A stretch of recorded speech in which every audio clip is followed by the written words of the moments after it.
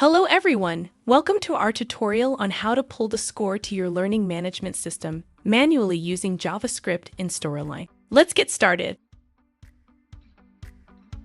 First, let's open our Storyline project. Here we have a quiz that we want to track in our LMS. Now, let's go to the slide where we calculate the final score. Here, we will add a trigger to execute JavaScript when the timeline starts.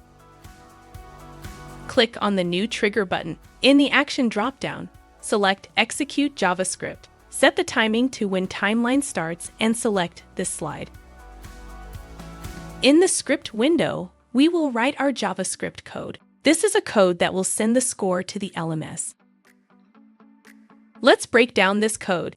The first line is getting the Storyline player. The second line is getting the LMS API. The third line is getting the score from the results slide, where results is our score variable. 100 is the total score and 80 is the passing score. The fourth line is checking if the value of the results variable is greater than or equal to 80. The last line is setting the course status in the LMS to passed. Click OK to close the JavaScript window, and then OK again to close the trigger wizard. Now, when you publish your course to your LMS, the score from your Storyline quiz will be sent to the LMS.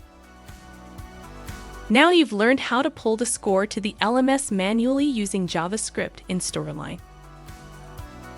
Thank you for watching.